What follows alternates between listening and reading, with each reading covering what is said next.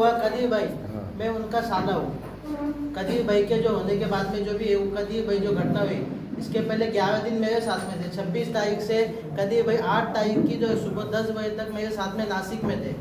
वो मेरे अब्बा हज को गए तो इसलिए उनको रास्ता लगाने के लिए वो 10-11 दिन नासिक में रुके। और नासिक से औरंगाबाद आने के बाद में, यानी नासिक से जब वो 10 बजे निकले थे, 1:30 बजे घर पे पहुँचे। और उसके बाद में दूसरे दिन 24 घंटे के अंदर उनका किडनैप हुआ। और इसके बारे में जब मेरे को मालूम पड़ा तो मैं नासिक से यहाँ पे आया। और आने के बाद में जिस तरह पुलिस का प्रशासन है, सबसे पहले तो है ना, हमारे जो कुछ रिश्तेदार है उनको मोबाइल मिला उधर जू धावन पार्टी पे। मोबाइल मिलने के बाद में सब रिश्तेदार भोकरदन पुलिस स्टेशन में गए। भोकरदन पुलिस स्टेशन में जाने के बाद में उन्होंने उनको बोले कि भाई ऐसे ऐसे मोबाइल मिला, हमारा आदमी किडनैप हुआ है। तो भोकरदन पुलिस स्टेशन ने इसके ऊपर कोई ऑप्शन नहीं दिया। हमारे 50-60 लोग जो है भोकरदन पुलिस स्टेशन के अंदर थे, लेकिन इतने लोग होने के बावजूद भी किसी ने कोई भोकरदन पुलिस स्टेशन ने कोई प्रशासन ने कोई एक्शन नहीं लिया। इसलिए मैं निंदा करता हूँ कि भोकरदन पुलिस स्टेशन के ऊपर भी इस पर एक्शन लिया जाए। अगर भोकरदन पुलिस स्टेशन के अंदर में जब मोबाइल मिलता है और वो कुछ नहीं, हमारा गाँव खुद भोकरदन पुलिस स्टेशन के अंदर में आता है। भोकरदन से 9 किलोमीटर के अंदर में सिपोरा बादल करके हमारा गाँव है।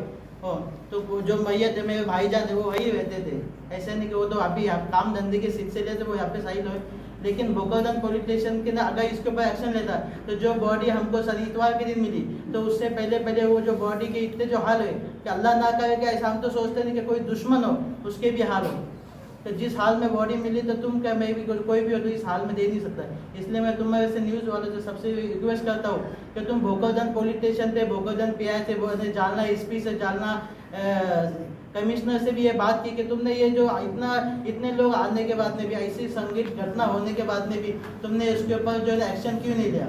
और इसी के बाद में जब यहाँ पे जो PI जो खंडारे साहब है, इनको मैं खुद जो आधार का लोकेशन है, देखो हर घटना हर कोई आदमी न्यूज़ पे देखता है कि जो कोई आदमी विटनेस के जो इनके साथ में आखिरी में पाए गए उस पर एक्शन होता है। तो ये भी उनका लोकेशन मैं उनको टेस्ट में जो अपने तरीके से मैं उनको ना वो आज़ार का है ना 7 बजे नंबर मेरे लिया, मेरे मोबाइल पे लेके उसका नंबर टेस्ट पे किया और 2 घंटे के अंदर मैंने रिपोर्ट निकाल के साहब को दिया कि ये आज़ार उस टाइम पे जिस टाइम पे मोबाइल का लोकेशन मिला उस टाइम पे आज़ार सिपोरा में भी था और माहौरा में था।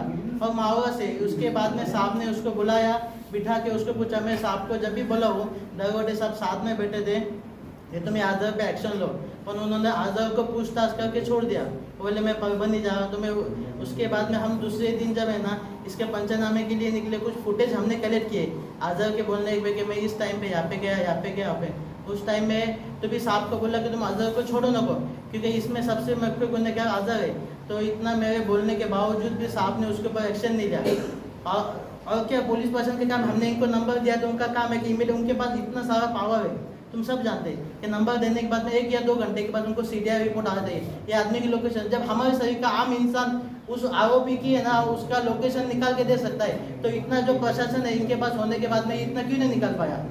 और आज जो है ना उनको मैयत हो गए, 9 तारीख को उनकी मैयत हुई, आज की तारीख है 20 तारीख है, लेकिन अभी तक जो है ना उसकी जो है ना इसकी जो PM की जो रिपोर्ट है, पोस्टमार्टम की रिपोर्ट नहीं आई। इतना क्यों लगता कि इसके अंदर कहीं ना कहीं प्रशासन जो भी वहाँ का जो धार पुलिस है, जो डॉक्टर ने इसका PM किया हो, और अभी उस टाइम पे जो घटना हुई उस टाइम पे मैं जाने के बाद में मैं खुद डिमांड करके किया। उस टाइम में मुझे ना कोई मीडिया का सपोर्ट मिला ना कोई प्रेस वालों का।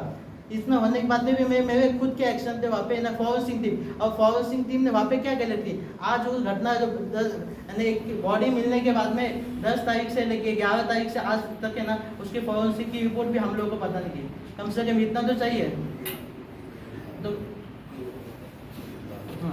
तो इसके ऊपर सोची समझी प्लानिंग ये है कि जो आज़ार है इतना मास्टरमाइंड है, इसके पीछे उसका बाप जो है साहिबलाल, ये हमारे अंदाज के हिसाब से साहिबलाल मुखिया आरोपी।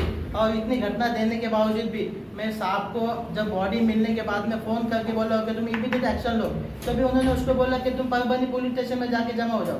नहीं, अगर इनमें पावर था ये परबनी पुलिस स्टेशन को कॉल करके भैया आदमी है पे लोकेशन पे, तुम इसको जमा करो, कर सकते कि नहीं कर, लेकिन फिर भी इन्होंने नहीं किया। इसलिए मैं कड़ी से कड़ी निंदा करता हूँ कि इसके साथ में जो भी पुलिस प्रशासन है जो कि है ना भोकरदन जालना जिले की पुलिस है, उसके ऊपर भी तुम लोग सवाल करके पूछो कि इतने लोग जानने के बाद में भी तुमने इसका मैटर क्यों नहीं लिया और इसके बाद में तपास ना किए। और जब उनकी जो ऐसे मिसिंग की रिपोर्ट है ना जब यहाँ पे पीआई साहब को रात में 10 बजे, उसके बाद में भी इन्होंने उनका जो आरोपी के हमने नंबर दिए तो उनका है ना, इन्होंने कुछ है ना सीडीआर वगैरह ना निकाले। इसके ऊपर ज़्यादा प्रेशर डालने के बाद में इन्होंने उनके है ना सीडीआर रिपोर्ट निकाले।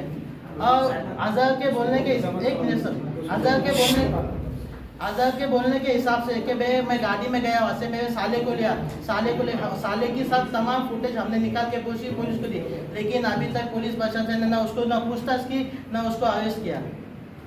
शुक्रिया।